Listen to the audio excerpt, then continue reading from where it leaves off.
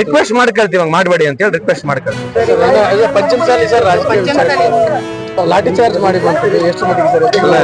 ನೀವು ಸಾರ್ವಜನಿಕ ಜೀವನದಲ್ಲಿ ಯಾವುದೇ ಸರ್ಕಾರ ಇರಲಿ ಉದ್ದೇಶಪೂರ್ವಕ ಯಾರನ್ನ ಲಾಠಿ ಚಾರ್ಜ್ ಮಾಡ್ತಾರೆ ಅಂತ ಆತರ ಹೇಳ್ತಾ ಇದಾರಲ್ಲ ಬಿಜೆಪಿ ಅವರು, ಆತರ ಹೇಳ್ತಾ ಇದಾರಲ್ಲ, ಯಾರನ್ನ ಉದ್ದೇಶಪೂರ್ವಕವಾಗಿ ಲಾಠಿ ಚಾರ್ಜ್ ಮಾಡ್ಬೋದಾ? ಮಾಧ್ಯಮದಲ್ಲಿ ಮನವಿ ಮಾಡಿಕೊಳ್ತೀವಿ, ರಿಯಲ್ ಫುಟೇಜ್ ತಾವು ತೋರಿಸ್ರಿ.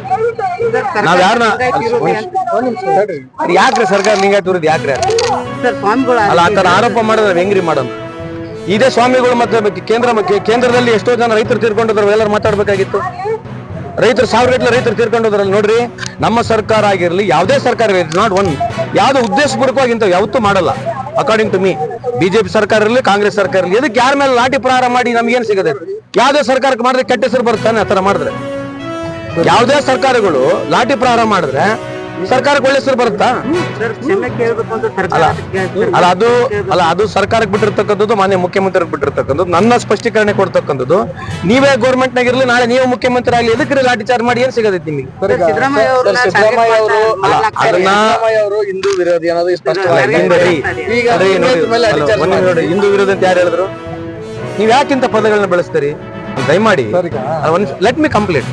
C you have to carry words correctly. My request ಮೈ ಕೈ ಮುಗಿದು ಕೇಳ್ತೀನಿ, ಹಿಂದೂ ವಿರೋಧ ಅಂದ್ರೆ ಏನ್ ಸರ್ ಇದು ಅಹಿಂದ